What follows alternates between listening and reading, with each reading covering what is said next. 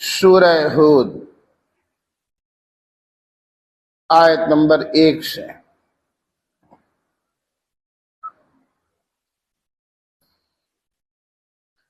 نحمده ونصلي ونسلم على رسوله الكريم،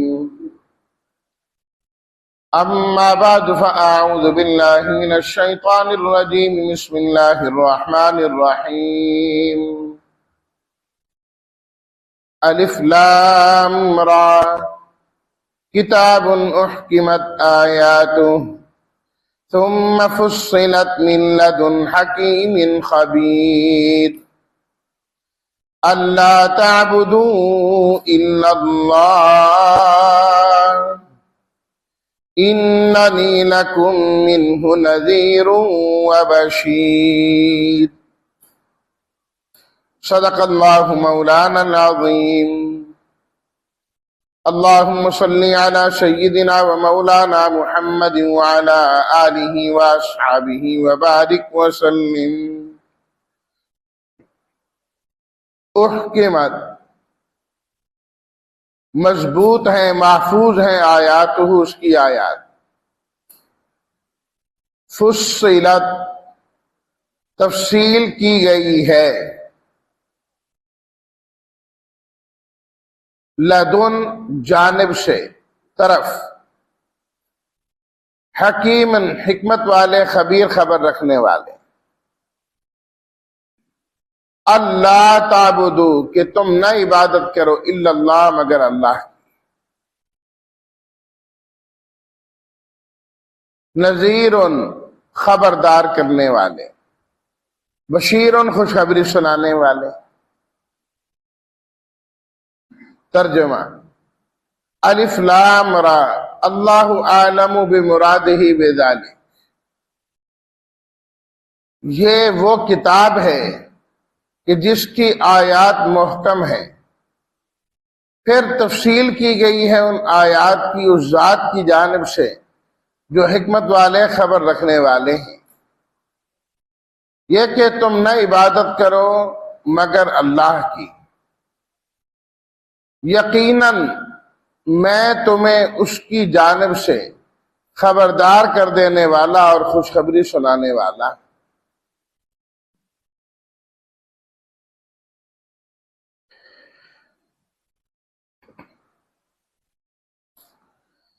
الف لام را، یہ جو بالکل پہلا لفظ ہے یہ حروف مقطعات میں سے ہے۔ مقطعات وہ حروف جنہیں کاٹ کاٹ کے پڑھا جاتا ہے، ورنہ جو قرآن مجید کے الفاظ ہیں انہیں آپس میں ملا ملا کے جوڑ جوڑ کے پڑھا جاتا ہے، الگ الگ نہیں پڑھتے۔ جتنے بھی علم تر ان اللہ، علم، الف لام میم کر کے نہیں پڑھتے، علم ملا کے پڑھتے۔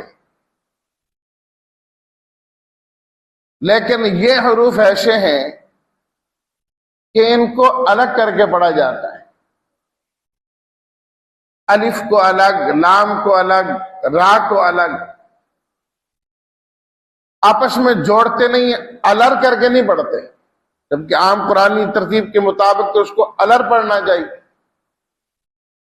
لیکن نہیں، الف لام را الگ الگ کر کے پڑھتے، اس لیے ان کو کہا جاتا ہے حروف مقطعات۔ حروف مقطعات اللہ تعالیٰ نے اسی طرح ہی نازل کیے، ان کو ایسے ہی پڑھنا ہے، اور ان کا معنی اور ان کا مفہوم بھی اللہ کے علاوہ کوئی نہیں جانتا، بتایا ہی نہیں گیا۔ فرمایا کہ جو بھی اس کا معنی بنتا ہے، جو بھی مفہوم بنتا ہے، تمہارا کام ہے کہ اس پر بھی ایمان لاؤ۔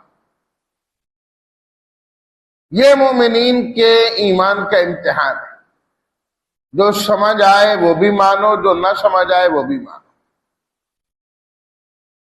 سورہ آل عمران میں اللہ تعالیٰ نے یہی بات فرمائی، والراسخون فی العلم یقولون آمنا بہ کل من عند ربنا. فرمایا کہ صحیح مضبوط علم والے جو لوگ ہیں وہ ان آیات پر بھی ایمان لاتے ہیں جن آیات کا معنی اور مفہوم معلوم ہے، ان پر بھی ایمان لاتے ہیں جن کا نہیں معلوم. کہتے ہیں رب العالمین یہ سب آپ کی جانب سے ہے، آپ کی ان سے جو بھی مراد ہے ہم اس پر ایمان لاتے ہیں. آمنا بھی. اللہ تعالیٰ نے ایسے لوگوں کی تعریف کی. لہذا خواہ قرید میں رہنے کی ضرورت نہیں ہے. سمجھانے کے لیے مفسرین کرام نے، اہل علم نے اس کی بڑی توجیحات بیان کی ہے کہ یہ ہو سکتی ہے، لیکن وہ صرف سمجھانے کے لیے.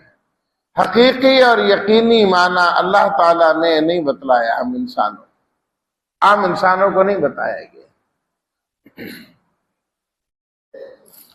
کتاب حکمت آیات.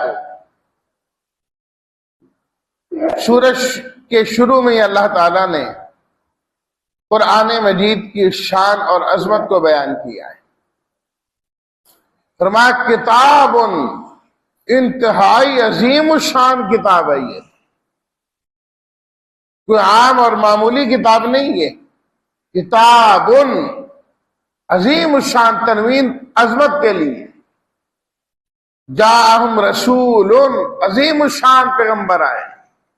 کتاب عظیم الشان یہ کتاب ہے. فرمایا جو تمہارے پاس ہے تم اس عظیم کتاب کو پڑھو گے اللہ تمہیں بھی عظمت والا بنا دے گا، تم بھی عظیم ہو جاؤ گے. احکمت آیاتہ، اس کی آیات احکمت.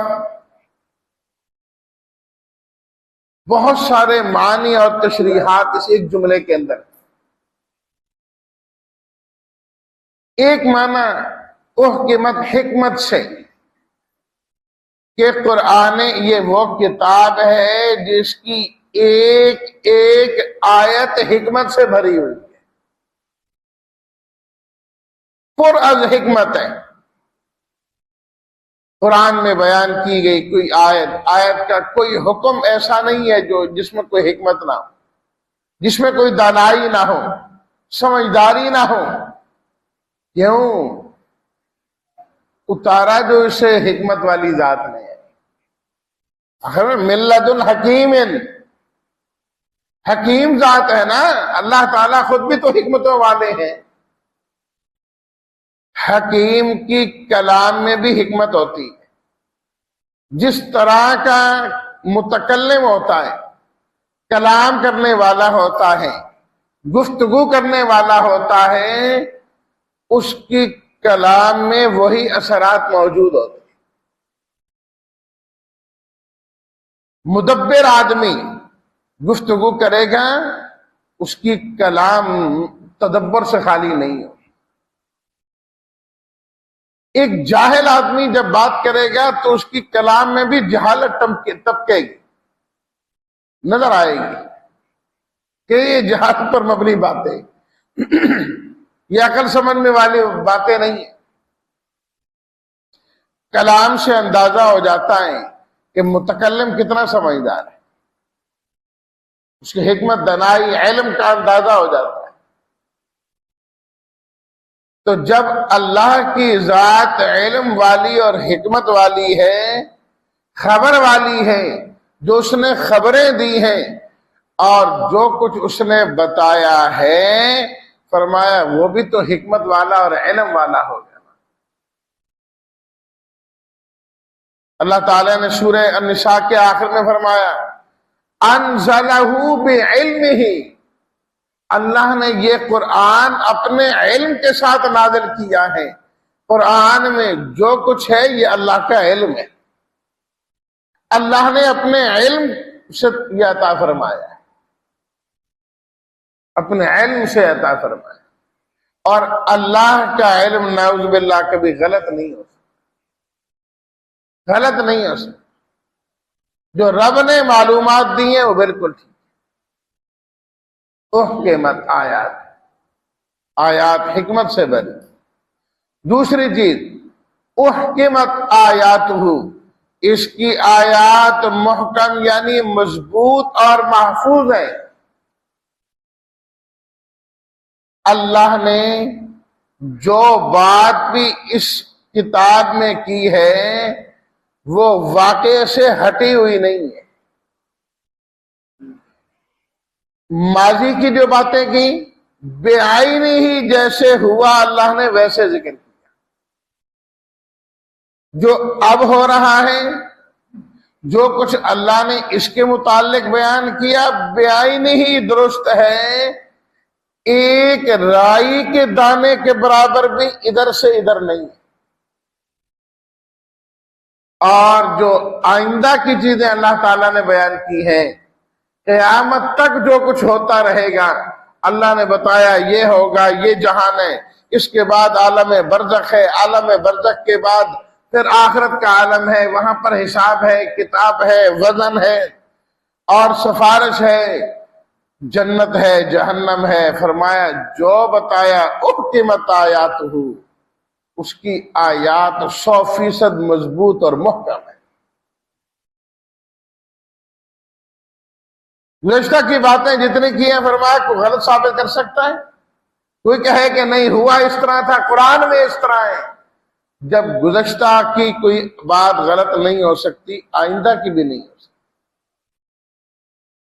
احکمت آیات، پکی ٹھکی باتیں، سکہ بند گفتگو اور سکہ بند بات ہے. جو کہتی ہے ایسے ہی ہے اور ایسے ہی ہوگا.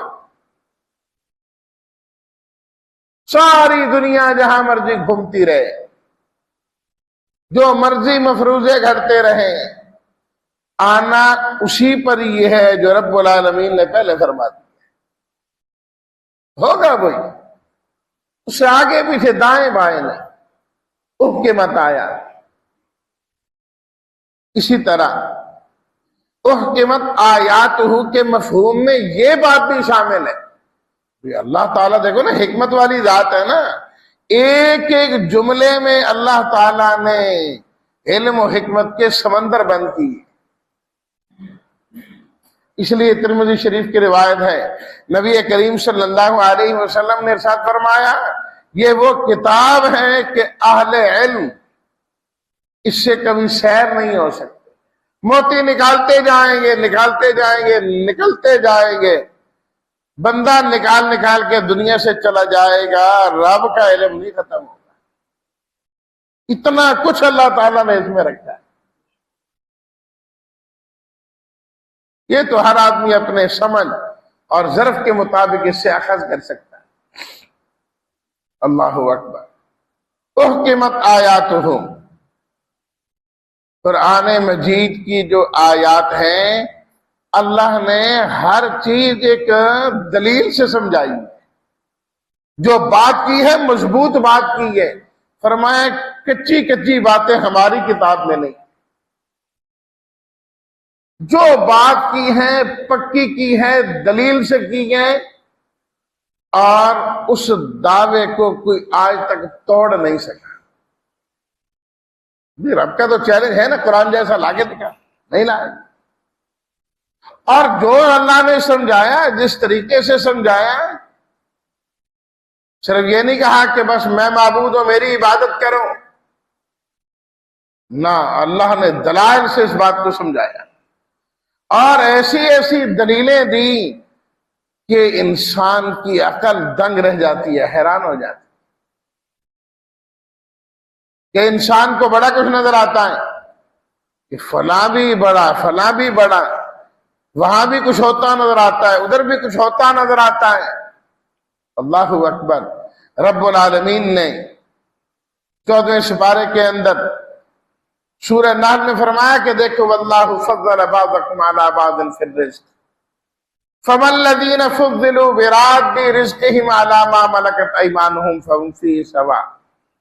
فرمایا دیکھو اللہ نے ایک آدمی کو رزق دیا ہے، وافر دیا ہے، وہ کام کرتا ہے، کاروبار کرتا ہے، اس کے ہاں ایک ملازم ہے، کام کرنے والا ہے، بڑا اچھا ہے، فرما بردار ہے، آقا جس طریقے سے کہتا ہے وہ اس طریقے سے کرتا ہے، ذرہ برابر بات کو آگے پیچھے نہیں کرتا۔ اور اس نے بڑا پروان چڑھایا آقا کے نظام کو اور اس کو اور پھیلانے کی کوشش کی۔ چلتے چلتے چلتے فرمایا دیکھو کیا کوئی وقت ایسا آئے گا کہ آقا اور مالک دکان کا، کسی فیکٹری کا ملازم کو یہ کہے کہ اس ملازم نے میری بڑی خدمت کی ہے، یہ میرا بڑا چہیتا ہے، اس نے بڑا زبردست کام کیا، زندگی کے 25 سال یہاں گزارے، زندگی کے 30 سال یہاں پر گزارے، اب ہم یوں کرتے ہیں کہ اس کو اپنا شریک کر لیتے ہیں کہ ایک عرصے کے بعد جا کر وہ مالک کے برابر ہو جائیں، مالک کا شریک ہو جائیں، فہم فیہ سوا، برابر ہو جائیں۔ فرمایا کبھی نہیں ہو سکتا۔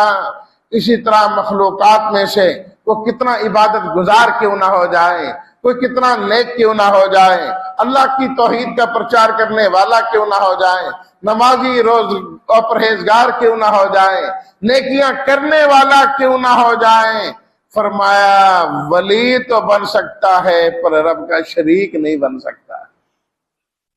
فرمایا جس طرح تم اپنے ملازم کو کبھی اپنے کام میں شریک نہیں کرتے، نہیں بنا سکتے، خالق بھی مخلوق کو خالق نہیں بنا سکتے۔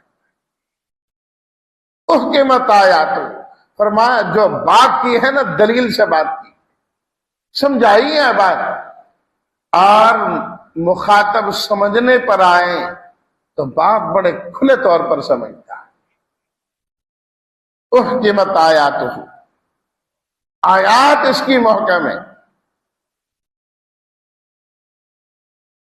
بڑے سے بڑا کلام کرنے والا، بڑا فصیح و بلیغ ہو، بڑا قادر الکلام ہو، جو کہنا چاہے کہہ سکتا ہے۔ اللہ اکبر۔ شورش کاشمیری نے کہا تھا نا، میں جب گفتگو کرنے لگتا ہوں تو الفاظ میرے سامنے ہاتھ باندھ کے کھڑے ہوتے ہیں، الفاظ میرے سامنے ہاتھ باندھ کے کھڑے ہوتے ہیں۔ کتنا فصیح و بلیغ کوئی کیوں نہیں ہے، اس کے کلام آپ پڑھ کر دیکھ لیں، کوئی کلام بڑی اعلیٰ فصاحت والی ہو، کوئی کلام بالکل ہلکی ہوگی، کسی کام کی نہیں ہوگی۔ متکلم خود کلام کرنا چاہے گا، کلام نہیں ہو رہی ہو، بات کرنا چاہے گا، اس سے بات نہیں بن رہی ہو، تو پتہ نہیں یار بات ہو نہیں رہی، بات بن نہیں رہی۔ کبھی کلام کر سکتا ہے، کبھی نہیں کر سکتا۔ اس کی بعض کلامیں، بعض گفتگو فصاحت پر مبنی ہوگی، بعض فصاحت پر مبنی نہیں ہوگی۔ فرمایا یہ رب کے کلام کی شان ہے۔ احکمت آیاتہ، اس قرآن کی پہلی سورت پڑھو یا آخری سورت پڑھو، پہلا سپارہ پڑھو یا درمیانی سپارہ پڑھو، آخری سپارہ پڑھو، کہیں سے اٹھا کے دیکھ لو اللہ کی کلام میں فصاحت اور بلاغت میں کہیں بھی کمی نظر نہیں آتی۔ احکمت آیات، اس کی جو آیات ہے نا محفوظ مضبوط ہے، فصاحت اور بلاغت میں اوپر نیچے نہیں۔ اگر ہوتی تو کفار کہتے نا یہ جو صورت ہے، یہ جو آیت ہے، اس کا ہم نے مقابلہ کر کے دکھا دیا ہے، باقیوں کا مقابلہ ہم نہیں کر سکتے، لیکن اس کا ہم مقابلہ کر کے دکھا سکتے۔ لیکن نہیں، قرآن کی کسی آیت کا مقابلہ کر کے نہیں دکھا سکے۔ فرمایا یہی تو دلیل ہے کہ یہ رب کا کلام ہے، بندوں کا کلام نہیں ہے۔ ہر آیت الگ سے معجزہ، ہر آیت مستقل فصاحت و بلاغت پر مشتمل ہے۔ احکمت آیاتہ، اور بہت ساری چیزیں پہلے جتنی کتابیں آئیں ہدایت پر مبنی تھی، دانائی پر مبنی تھی، لوگوں کے لیے اس میں رہنمائی تھی، لوگوں کے لیے سمجھداری تھی، دنیا اور آخرت کا بننا تھا۔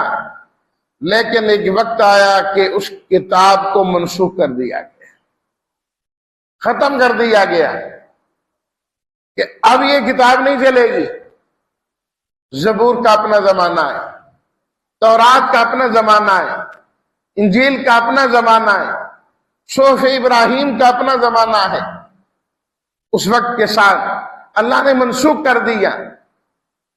فرمایا اب قرآن وہ کتاب آئی ہے احکمت آیات ہو، جس کی آیات منسوخ ہونے سے پاک ہے، اس کا کوئی حکم منسوخ نہیں ہوگا، کوئی اور کتاب نہیں آئے گی کہ اس کتاب کو منسوخ کر دیں، کوئی اور شریعت نہیں آئے گی کہ شریعت کو منسوخ کر دیں، کوئی اور نبی نہیں آئیں گے کہ ان کی نبوت کو ختم کر دیا جائے، منسوخ نہیں۔ اب ہمیشہ کے لیے یہی چلتی رہے گی۔ نبی کریم صلی اللہ علیہ وسلم نے فرمایا اب اگر صاحب توران موسیٰ علیہ الصلوۃ والتسلیمات بھی زندہ ہوتے ان کو بھی میری ہی پیروی کرنا پڑے۔ احکمت آیات ثم فصلت من لدن حکیم خبیر، پھر فرمایا ان کی تفصیل کی گئی ہے، ان آیات کی تفصیل کرنے والا بھی اللہ خود ہے، حکمت والا اور خبر والا ہے۔ اللہ تعبدوا الا اللہ، دل تو کرتا ہے کہ لفظ پر رکنے کا، لیکن بس وقت کی کمی ہوتی ہے، اس لیے کسی کی وضاحت کر دیتا ہوں، کسی کا صرف ترجمہ کر کے آگے چلا جاتا ہوں۔